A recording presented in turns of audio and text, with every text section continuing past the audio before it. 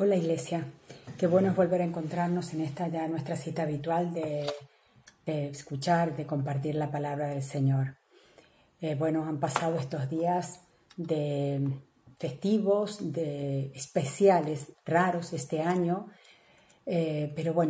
igual espero que hayas podido apartar momentos lindos para compartir con los tuyos, sea de forma presencial o a través de un Zoom o una videollamada. Y también que hayas podido apartar momentos para estar con el Señor. La palabra que hoy vamos a compartir se encuentra en el libro de Salmos, es el Salmo 1. Antes voy a pedirte que me acompañes en una oración. Gracias, Señor Padre Celestial, por esta palabra que has puesto en mi corazón para compartir con mis hermanos. Te pido, Padre, que sea tu Santo Espíritu quien la ministre en el corazón de cada uno, Padre, y que tomes control de tu sierva para que ni una palabra salga de mis labios que no sea conforme a tu voluntad. En el nombre de Cristo Jesús. Amén. Gracias. Bueno, como te decía, compartiremos el libro de Salmos. Y voy a leerlo. Yo voy a manejarme con la Biblia, con la versión de la Reina Valera del 60, aunque algunas veces voy a citar algunas otras versiones, depende en qué conceptos. Y dice así: el justo y los pecadores. Bienaventurado el varón que no anduvo en consejo de malos, ni estuvo en camino de pecadores, ni en silla de escarnecedores se ha sentado, sino que en la ley de Jehová está su delicia, y en su ley medita de día y de noche. Será como árbol plantado junto a corrientes de agua, que da su fruto en su tiempo, y su hoja no cae, y todo lo que hace prosperará. No así los malos, que son como el tamo que arrebata el viento. Por tanto, no se levantarán los malos en el juicio, ni los pecadores en la congregación de los justos, porque Jehová conoce el camino de los justos, mas la senda de los malos perecerá. Hasta aquí el Salmo. Para comenzar, voy a comenzar compartiendo contigo una experiencia de vida que, como todas, nos hablan siempre del Señor. A Alejo y a mí, a mi marido y a mí, nos gusta mucho hacer montaña.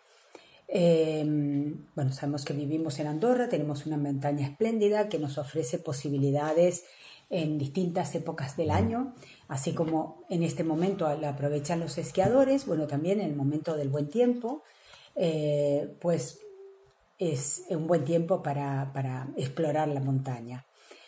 Entonces un buen día decidimos comenzar este camino. Nos proponemos una meta, ¿no es cierto? El que conoce la montaña sabe que te puedes proponer, Prat Primer, Fomber, Coma Pedrosa, etc.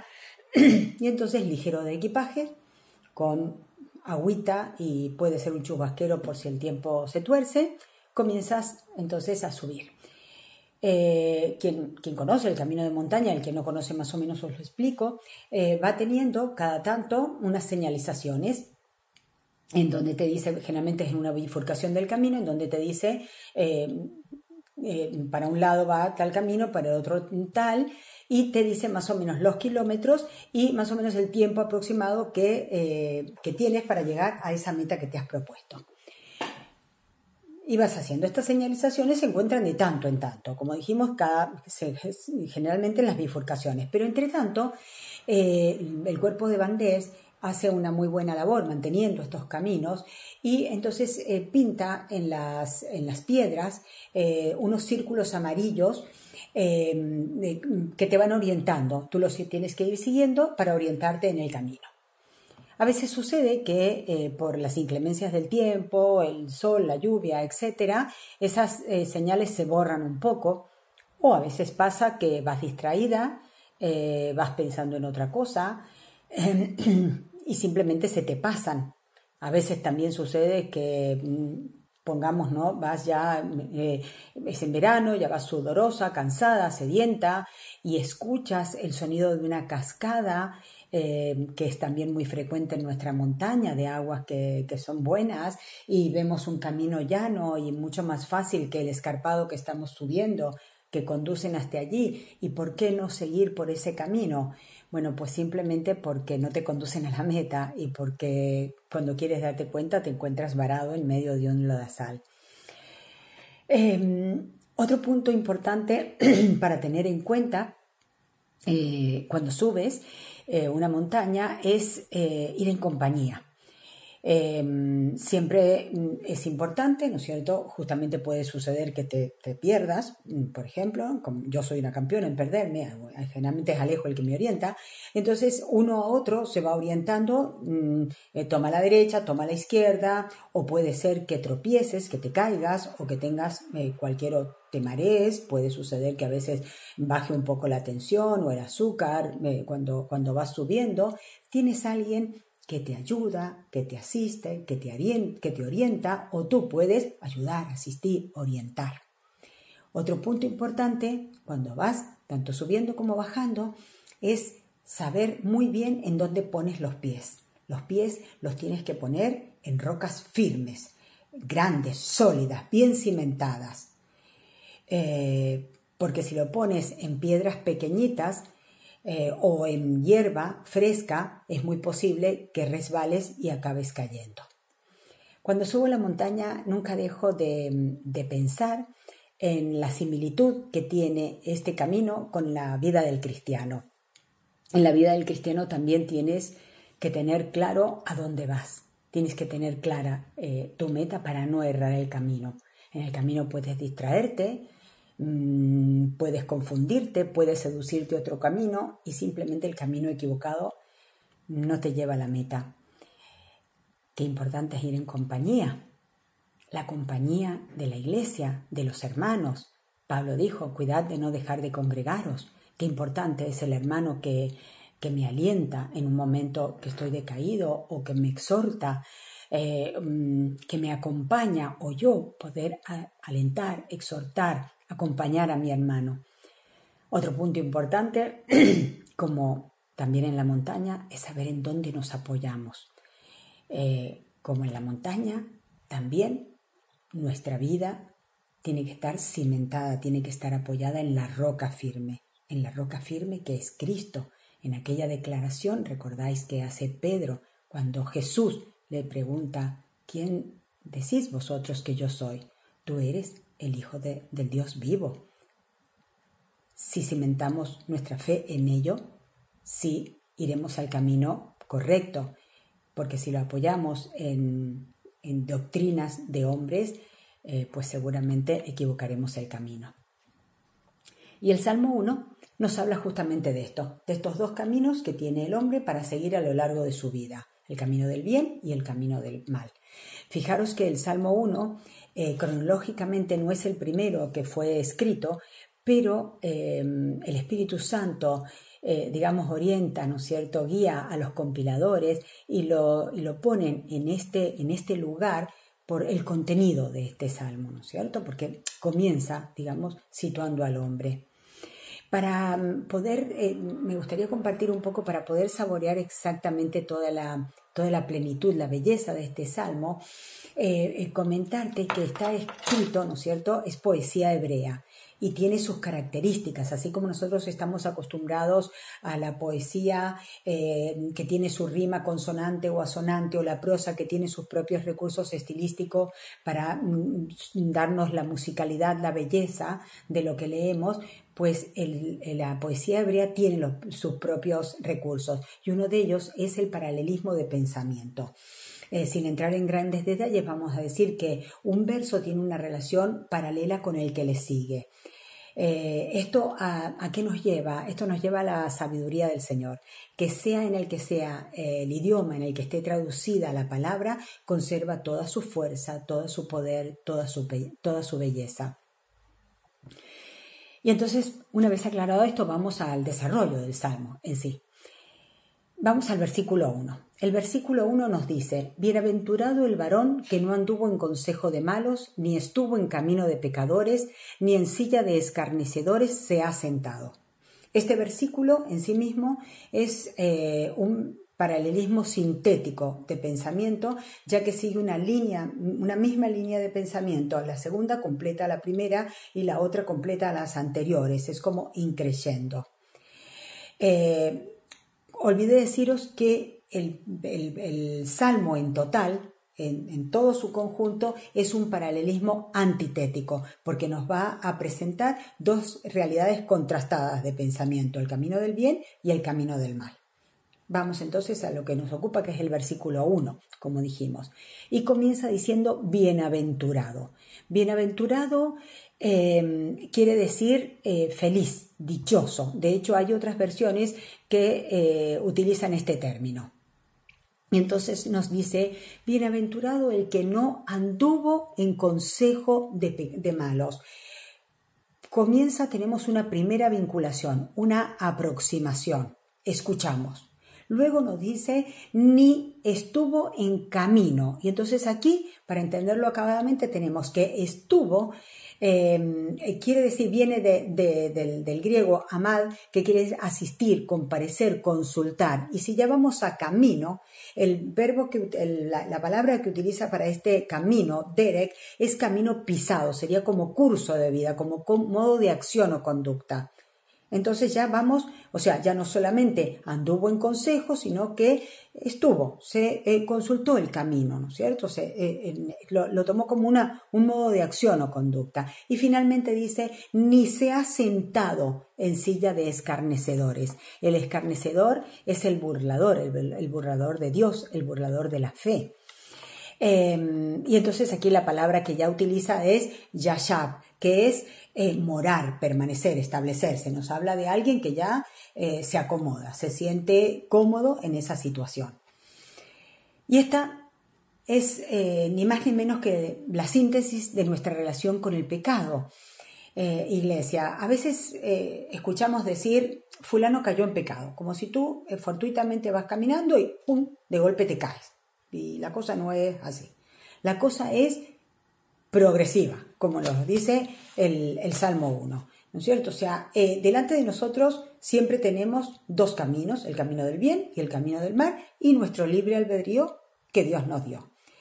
Satanás conoce muy bien nuestras debilidades y las utiliza para tendernos lazo. Nos seduce, siempre nos presentará un envoltorio tentador, engañoso.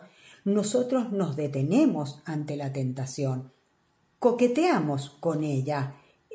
En el momento en que prestamos nuestros oídos, en el momento en que entablamos el diálogo, estamos perdidos, porque Satanás es astuto. Recordemos una predicación de hace poco, nos asedia, está alrededor nuestro para vencer nuestras fortalezas. Es ni más ni menos que lo que le pasó a Eva en el huerto del Edén, ¿recordáis? ¿Qué le dice Satanás? ¿Con que Dios os ha dicho no comáis de todo árbol del huerto? O sea, Satanás utiliza parte de lo que Dios ha dicho, ¿no es cierto? Porque Dios había dicho no comáis de un árbol, pero tergiversa todo. Pero entonces Eva responde, ya está, o sea, ya está perdida, entró en el juego, ¿no es cierto? Entró en el diálogo. Satanás siempre va a presentarnos un plato apetecible que encuentra eco en nuestras apetencias, en nuestros deseos, en nuestras necesidades tal vez. ¿Qué le dice? No, no es así. Lo que pasa es que si coméis, seréis como Dios. Son como cantos de sirena que nos llevan a escoger el camino erróneo. El tema entonces está en saber cuál es el camino. ¿Y cómo sabemos ese camino? Volvamos al paralelismo que os hice con el camino de montaña. En ese camino de montaña, en el discurrir de nuestra vida, ¿no es cierto? Vamos andando, no sin dificultades. A veces el camino es especialmente escarpado, hay dificultades y a veces nos distraemos, no vemos clara una señal, o a veces, ojo, no solamente no las vemos claras, sino que a veces vamos apagando la alarma de nuestras señales, porque el Señor nos da señales para elegir el camino a través de la palabra, a través de nuestros hermanos, a través de la exhortación, a través de nuestra conciencia, pero nosotros la vamos cauterizando, vamos apagando esas señales a veces y vemos otras visiones que nos influyen, caminos más seductores y nos perdemos. Como dijimos al principio, hay solo dos caminos y cada uno, como veremos en el desarrollo del Salmo, tiene sus consecuencias. Pero veamos qué interesante que aquí, ¿no es cierto?, esto está escrito, ¿no es cierto?, en el marco del Antiguo Testamento, en el Antiguo Pacto, ¿no es cierto? Entonces aquí nos habla de cómo nos va a dar las pautas para seguir el buen camino. Pero entonces tenemos la visión, perspectiva de la unidad de la revelación, porque esto se completa, como todo el Antiguo Testamento se completa en el Nuevo Testamento. Entonces todo esto, se aclara cuando viene Jesús. Recordemos cuando Jesús estaba con sus discípulos, dando como sus instrucciones últimas, cuando diciéndoles que se iba al Padre, Tomás, el discípulo que conocemos como el discípulo incrédulo, y yo creo que era un poco el bocazas, aquel que decía tal vez lo que tal vez los otros también pensaban, pero él lo verbalizaba. Y entonces le dice: Señor, no sabemos a dónde vas. ¿Cómo pues podemos saber el camino? Y entonces Jesús le responde: Yo soy el camino y la verdad y la vida. Nadie viene al Padre sino por mí. Entonces Jesús es el camino por mí, la verdad en mí, la vida hacia mí. Como dijimos, hay solo dos caminos, no hay más. Y esto contrasta fuertemente con el relativismo del mundo de hoy. No sé si conocéis ese dicho: todos los caminos conducen a Roma, que fue acuñado en la época del Imperio Romano, que era tan grande el Imperio Romano que evidentemente todos los caminos conducían ahí. Pero hoy se dice exactamente lo mismo. Hoy todos los caminos llevan al mismo sitio. No importa el camino que elijas, Buda, Mahoma, el universo, tu mismo poder, todos conducen al mismo camino, al mismo destino. Pero ¿realmente el mundo sabe a dónde va? Esta es la posición del mundo. Pero a veces, hermanos, a los cristianos en particular, nos suele suceder que tenemos un pie en Dios y un pie en el mundo. O un pie en lo que predicamos y sabemos y un pie en lo que vivimos. Tengamos cuidado, porque esto es lo que le pasó, lo que hacían los fariseos, y Jesús los llamó hipócritas. ¿Es posible tal dualidad? No lo es. Hay solo un camino. Si tenemos un pie en un sitio y otro en otro, lo lógico es que nos tambaleemos y acabemos cayendo. Equivocaremos el camino. Y entonces otra vez la pregunta de Tomás: ¿cómo conocemos el camino? La respuesta está en Jesús. ¿Sabemos el camino? Si sabemos a dónde vamos, si tenemos clara la meta. Nosotros vivimos en el mundo, tenemos vidas mundanas, trabajos mundanos, amigos mundanos, vivimos inmersos en nuestra cultura, y la cultura como creación del hombre conlleva el pecado. Por eso Jesús, cuando ora al Padre por sus discípulos, en Juan 17:15 le dice: no te pido que los apartes del mundo, pero líbralos del mal. Avanzando, en el versículo 2 nos va a dar las herramientas, ¿no es cierto?, idóneas para conocer ese camino. Recordemos que estamos en el antiguo pacto.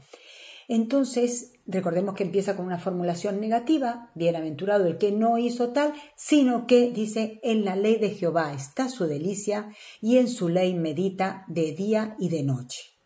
Aquí en términos poéticos tenemos también un paralelismo sintético de pensamiento, porque la segunda línea nos explica lo que pasa cuando en la ley de Jehová está nuestra delicia.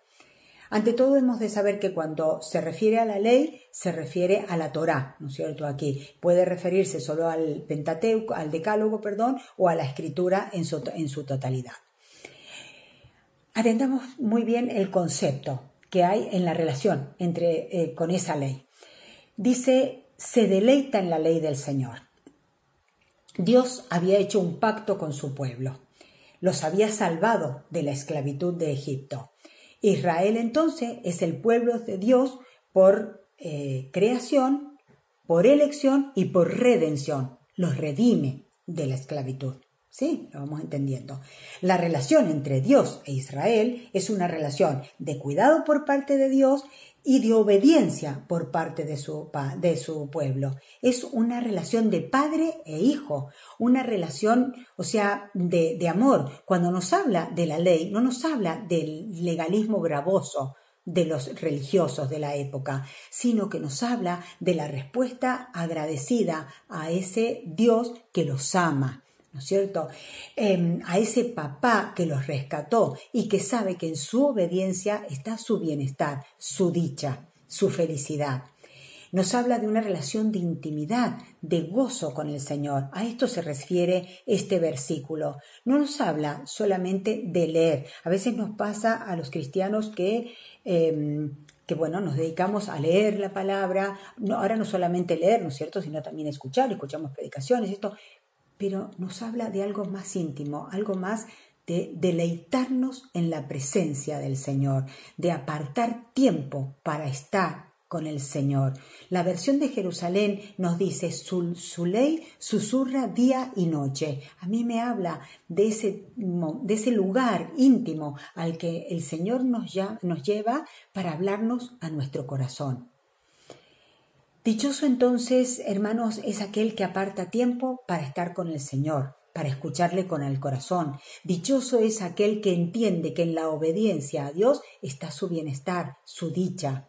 La oferta del mundo es ilimitada, nos entra por todos los sentidos, ¿no? A solo un clic tenemos una oferta incomparable de cosas, pero nosotros somos libres para elegir a quién escuchamos, a quién vemos, a quién prestamos nuestros oídos, de qué nos llenamos.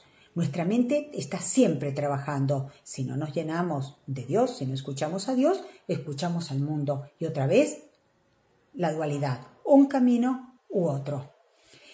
Respecto, fijaros qué interesante que la unidad de la revelación, una vez más, a esto que dijimos de lo que la ley significa, aquí en el Salmo 1, ¿no es cierto?, que es la respuesta, ¿no es cierto?, agradecida de ese pueblo de Israel, a ese Dios que los salvó.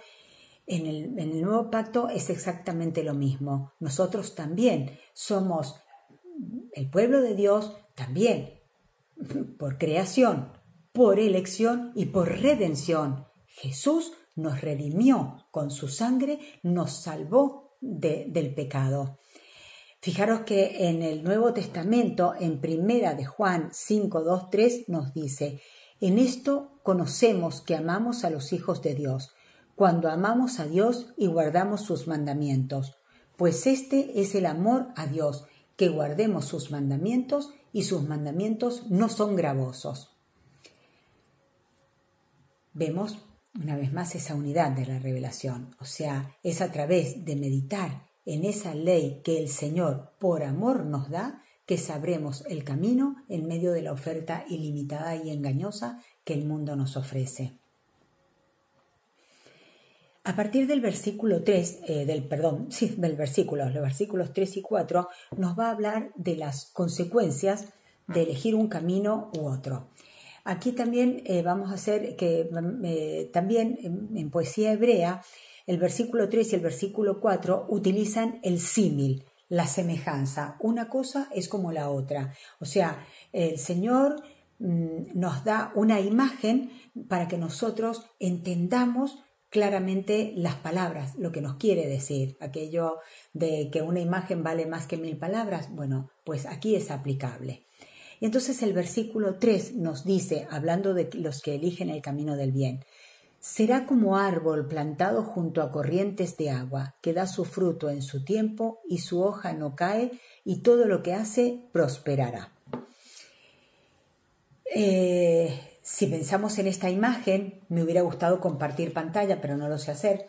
Entonces recurramos a nuestra imaginación. A mí la imagen que me viene es la de un árbol robusto, frondoso, con una sombra importante, con unas raíces profundas, firmes, gruesas, que penetran en una tierra fértil, que está permanentemente regada por corrientes de agua. Hasta puedo escuchar el ruido de ese agua corriendo. Luego dice todo lo que hace prosperará. El término aquí utilizado para prosperar es empujar hacia adelante de manera buena o exitosa. Y completando la imagen, en el versículo 6 dice: Dios conoce el camino de los justos. Fijaros qué interesante, porque el verbo utilizado para conoce es yadá, que es el mismo que la palabra utiliza para referirse a las relaciones íntimas. Ese árbol del que nos habla este símil, plantado, somos tú y yo. Esas aguas son el Espíritu Santo a través de la palabra alimentándonos. Son aguas que corren, que se renuevan, que nos renuevan permanentemente, porque la palabra es viva, es eficaz, siempre nos muestra algo diferente. Para absorber los nutrientes de esas aguas necesitamos raíces fuertes, profundas, y esas raíces son nuestra fe. Solo así pasarán tiempos de frío, tiempos de calor, inclemencias, tempestades, tiempos de sequía. Fijaros que Jeremías, utilizando la misma imagen, en 17:18 dice: y en el año de sequía no se fatigará ni dejará de dar fruto. Esos momentos de aridez espiritual, esas épocas en las que parece que los cielos son de bronce, en las que no remontamos, que todo sale mal, aún ahí no dejaremos de dar frutos, dice la palabra. Es la imagen de la fecundidad a la que está llamada una vida que elige el buen camino. Fijaros qué interesante que a los cristianos se nos suele llamar radicales. Y aunque no conceptual o coloquialmente, porque se utiliza con otras connotaciones que tocaremos en su momento, es correcto etimológicamente, porque radical es aquel que tiene raíces, que tiene convicciones. Nuestras raíces provienen de la palabra, y esto contrasta fuertemente con el relativismo del mundo. Por eso se utiliza a veces de manera peyorativa. Cuando agrega todo lo que hace prosperará, ya más o menos, bueno, ya lo hemos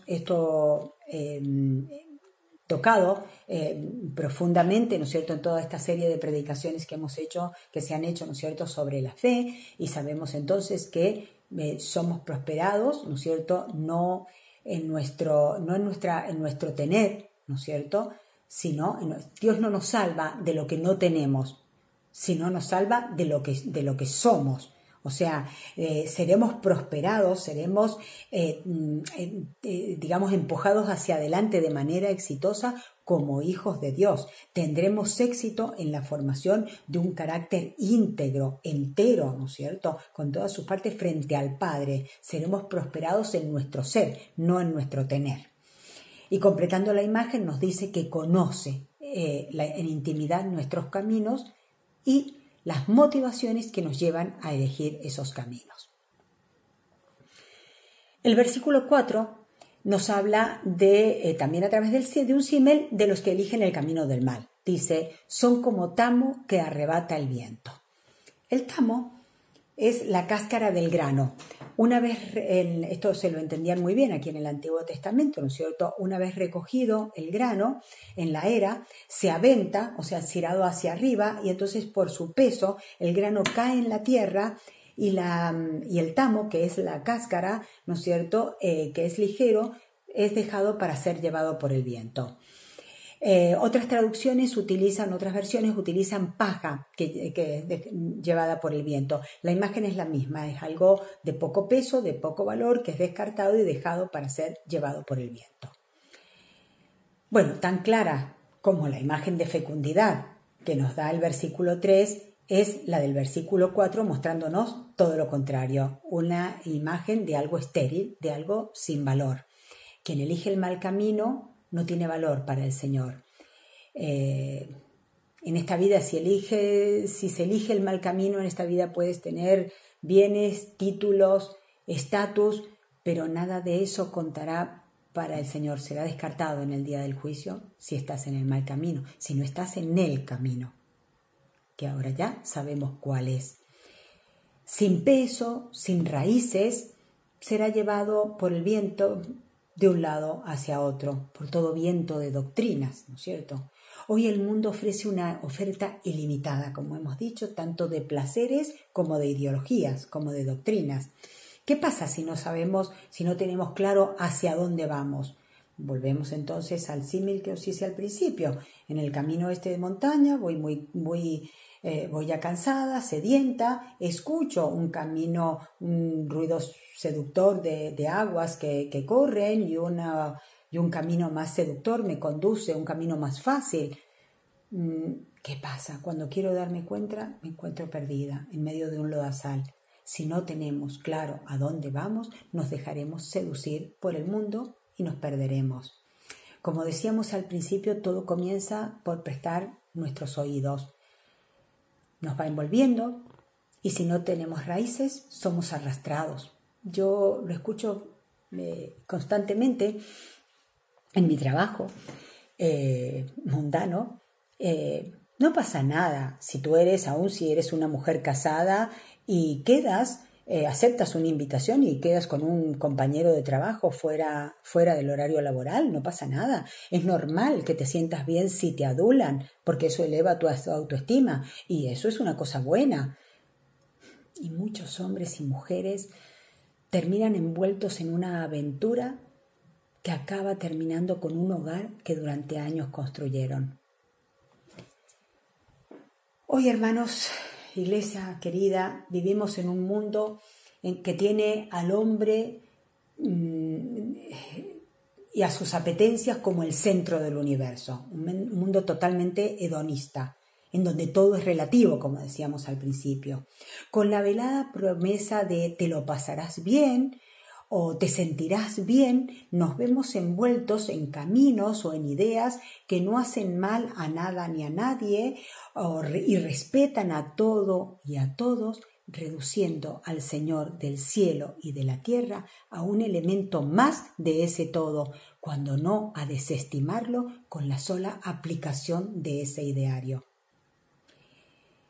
Fijémonos que Pablo, en sus epístolas, exhorta sobre esto. En Colosenses, por ejemplo, 2:8 nos dice: mirad que nadie os engañe por medio de filosofías y huecas sutilezas.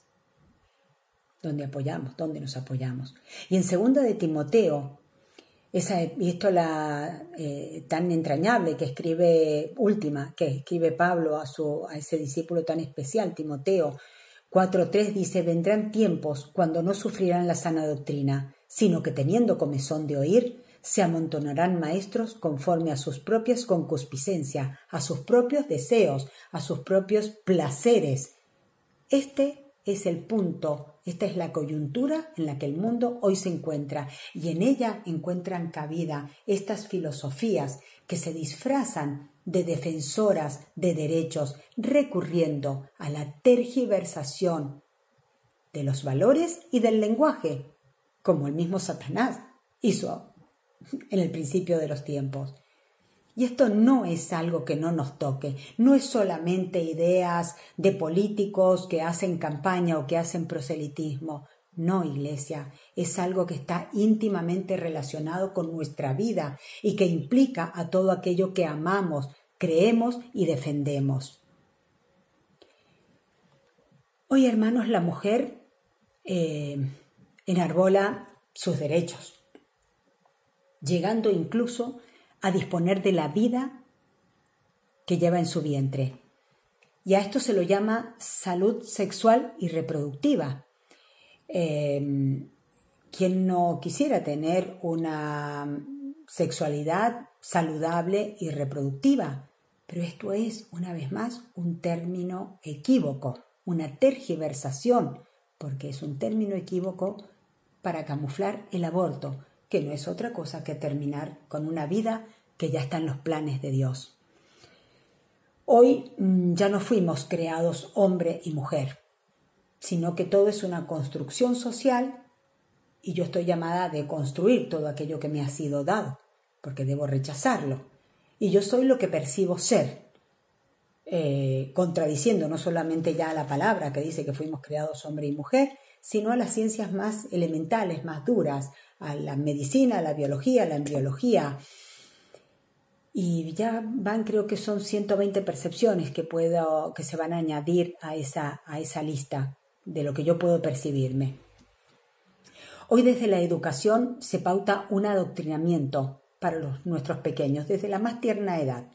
Ya no se imparte solo instrucción, matemáticas, historia, geografía, etc., sino la educación en una ideología determinada, en valores que son privativos de la familia.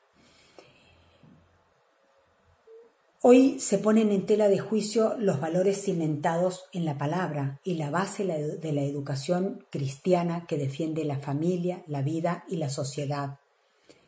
Se enarbola, hermanos, el respeto sobre todas las cosas, el respeto a todo.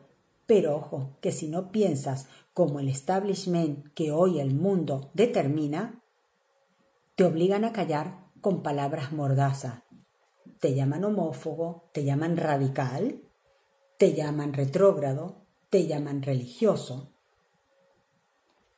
Si no tienes raíces, hermano, es posible que acabes diciendo ok a muchas de estas cosas sin siquiera darte cuenta, porque nos envuelven con palabras engañosas y vienen dentro de un paquete. Más que nunca necesitamos las raíces que nos da la palabra para saber escoger. Recuerda, solo hay 2 caminos y cada camino tiene sus consecuencias. Es una responsabilidad informarnos y formarnos respecto al mundo en el que hoy nos toca vivir y elegir y vivir en consecuencia a lo que hemos elegido. Notemos que hablamos de consecuencias y haremos un inciso. Nuestros actos, nuestras elecciones tienen consecuencias, son simple causa-efecto. Es simple, pero a veces nosotros lo liamos un poco. A veces interpelamos a Dios, a veces ocurren situaciones que no entendemos o no queremos en nuestra vida. ¿Por qué, Señor, me pasa esto? Simplemente a veces es porque son las consecuencias de lo que en su momento, por tu libre albedrío, elegiste. A ver, son las consecuencias, como nos explica el Salmo 1. Hay consecuencias de nuestros actos. Estas elecciones a veces pueden afectar solamente a tu vida o, como dijimos antes, ¿no es cierto?, implicar a todo un colectivo, ¿no es cierto?, que conlleve, que implique algo más. Está claro que tú en tu camino puedes equivocar el camino, puedes arrepentirte, derramas tu corazón delante del Señor. Esa convicción te la da el Espíritu Santo y esto restablece tu condición con el Señor. Pero evidentemente ese Dios es soberano para hacer todas las cosas nuevas y todo lo que haga y decida, ¿no es cierto?, será utilizado para nuestro beneficio. Pero a veces eso es simplemente, ¿no es cierto?, que las cosas sigan su curso. Y no es porque el Señor nos castigue, sino porque es la consecuencia de lo que en su momento elegimos. Y aunque en su momento no lo entendamos, nos cueste aceptarlo, no lo comprendamos, el Señor lo usará para ministrarnos. Vamos concluyendo, hermanos, y vamos a volver a tener claro esto. Hay solo 2 caminos y fijémonos qué curioso que el Salmo, cuando comienza este Salmo, el título que se le pone, dice el justo y los pecadores, el justo y los pecadores, no dice el bueno y el malo, el justo, ¿no es cierto? El justo es el justificado, no por nosotros, no por nuestros méritos, sino por la misericordia del Señor. Todos erramos el camino y aquí nos tenemos que ir un poco y recordar aquella epístola a los romanos de Pablo, en donde analiza la condición de justos y de pecadores, de judíos y de gentiles, y que lleva a la conclusión de que no hay justo ni tan siquiera uno, no hay nadie que haga lo bueno. Y cuando enumera todas esas cosas que nos competen, en el capítulo 3, 11 dice, no hay quien entienda, no hay quien busque a Dios. Y aquí vamos entendiendo por qué erramos el camino. No sabemos a dónde vamos. Perdidos, hermanos, estamos todos. Pero aquí tenemos la unidad de la revelación, ¿no es cierto? Perdidos estamos todos. Esto ya lo sabía el Señor. Pero la buena noticia es que Jesús vino a rescatar lo que se había perdido. justamente cómo establece estos cánones. Él es el único varón bienaventurado que pudo cumplir todo lo que el versículo 1 y el versículo 2 dicen en este salmo. Es el único que no anduvo en camino de pecadores ni se sentó, sino que hizo de la ley del Señor su deleite. Por lo tanto, Jesús vino a rescatarte a ti y a mí, a darnos esa condición de justos. La diferencia, claro está, en dejarnos rescatar o no. Conservamos nuestro libre albedrío. Pero nosotros corremos con ventaja porque conocemos esa obra de amor incalculable, conocemos el camino y por ello tenemos una responsabilidad como creyentes. Estamos llamados a ser la luz del mundo y la sal de la tierra.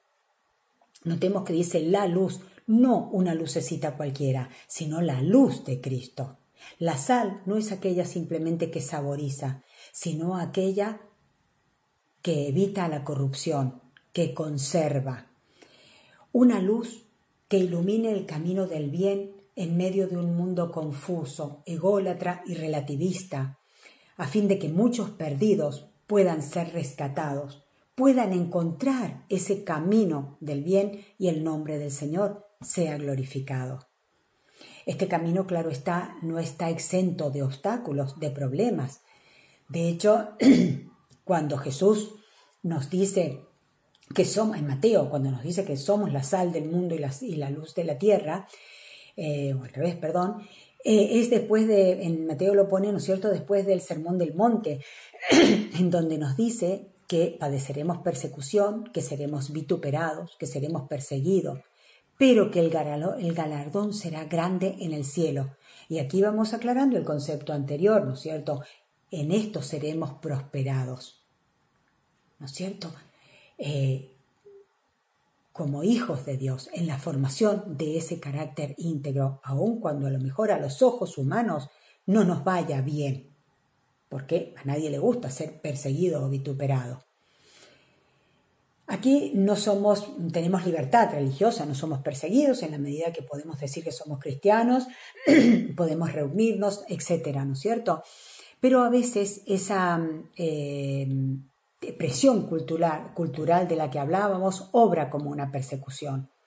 A veces pensamos, estamos en el medio del mundo, pensamos es mejor no significarnos mucho, percibimos que somos una opinión minoritaria, entonces mejor nos callamos, tenemos temor a no ser aceptados socialmente, a no gustar a todo el mundo. Y, hermanos, Jesús no le gustó a todo el mundo. Jesús, el hombre con el amor más grande, llamó a las cosas por su nombre. ¿Recordáis? Les llamó hipócritas a los fariseos, les llamó sepulcros blanqueados, les llamó ladrones a los mercaderes del templo, etcétera, etcétera, etcétera. Dio vuelta a todo. O sea, no les gustó a todo el mundo. Lo crucificaron. ¿Recordáis? Y a veces a nosotros nos toca jugarnos. Como dice Primera de Pedro, nos toca estar preparados para presentar defensa con toda mansedumbre, pero también con firmeza, con la firmeza que nos da las raíces de la palabra. Cuando el Señor le da al pueblo de Israel las tablas de la ley, les dice: «He aquí que hoy he puesto delante de vosotros el camino del bien y de la vida y el camino del mal y de la muerte». En Deuteronomios 30:15. Hermanos, todo lo que ejecutemos, optemos y abracemos estará en un camino o en otro. Uno es camino de vida, el otro es camino de muerte. Uno es fecundo, el otro es estéril. Como dijimos antes, corremos con ventajas. Nosotros conocemos el camino. Jesús dijo: «Yo soy el camino». No hay atajos posibles. Espero que te ayude a meditar y que sea de beneficio. Gracias.